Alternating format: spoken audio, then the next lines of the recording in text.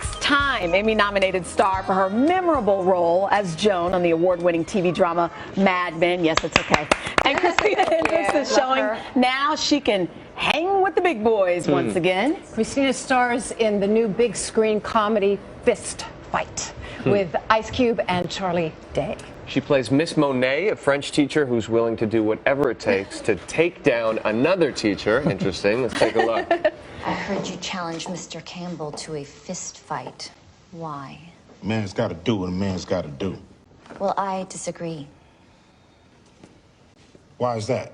Your fist isn't going to solve the problem. You need a knife.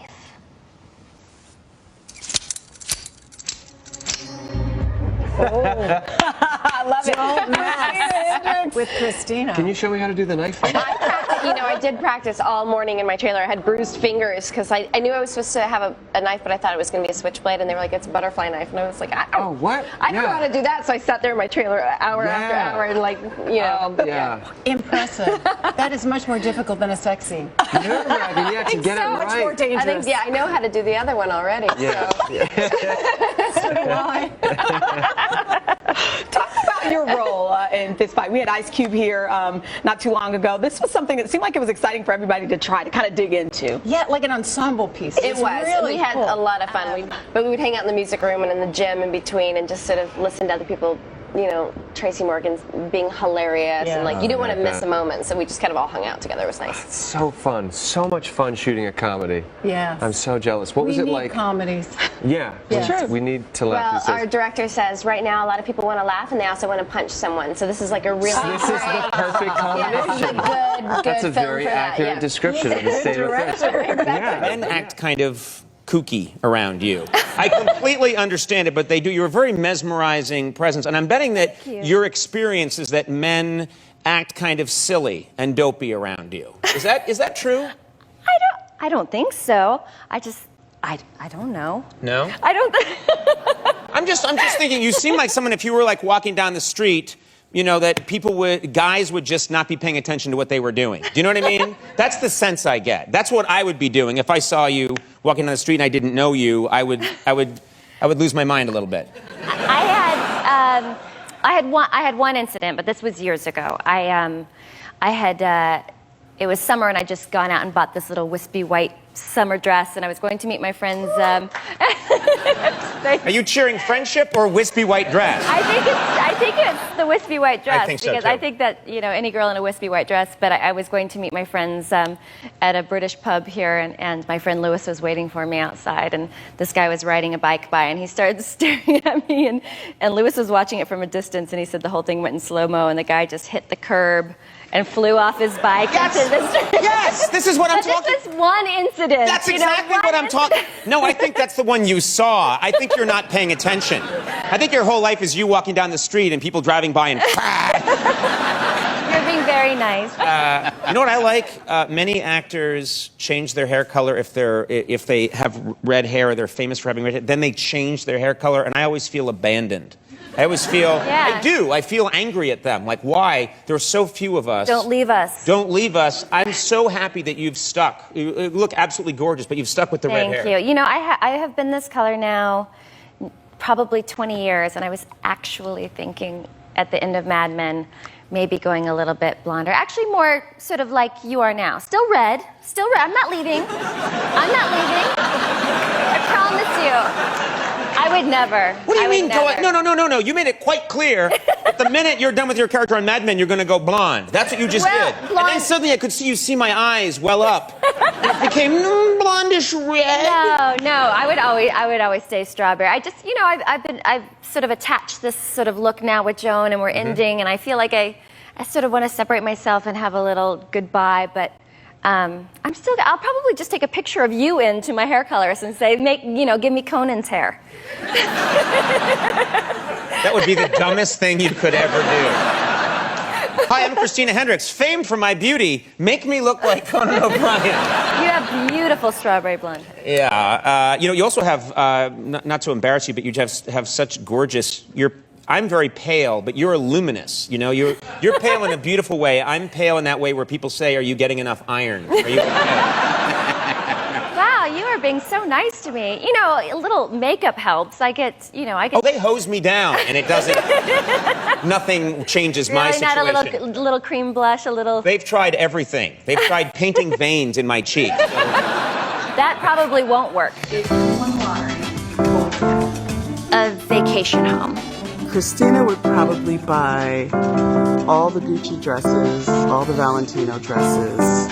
I don't know how many Christian Siriano dresses there are, but she would get all of them. I'm actually wearing Christian Siriano right now. Greta. That's really funny. And then she probably said for herself, every Chanel bag ever. I would probably buy a handbag. I'm a handbag girl. I guess my biggest fear would be not getting work anymore. I don't know. I do know that she doesn't like unprofessionalism at work. So she's frightened by unprofessional people. Oh, I don't like it. She knows I don't like it. And then she would have said, stuck at a cabin in the woods, having to like hike and camp and cook on a fire. A home invasion. And snakes. Outdoorsy stuff. Yeah, she doesn't like the outdoors.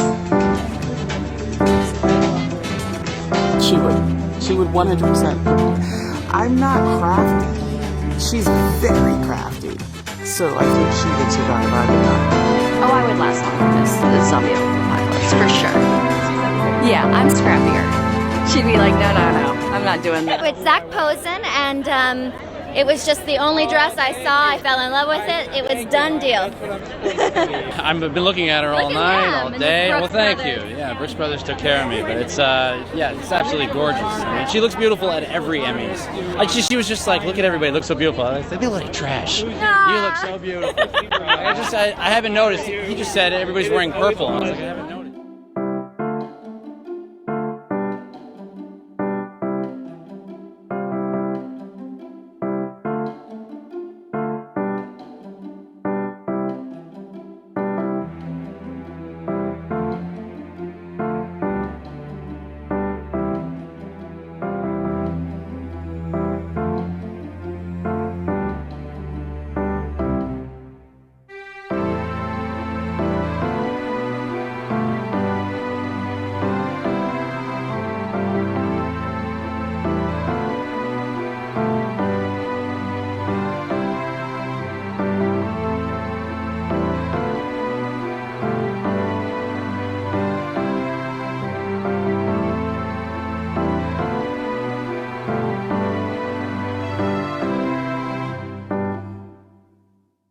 It's nice that people like it and then we get to come back. Yeah. We pick up season 2 where we left off in season 1, like the exact moment. So it's kind of fun to watch these women sort of, they haven't grown, they haven't learned, they're like still in the exact same place. They're like really still in this struggle.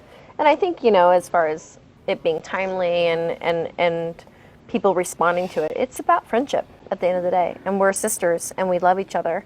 And we have each other's backs, and people like to see that camaraderie, and they like to see us push each other's limits and call each other out, but also always be there.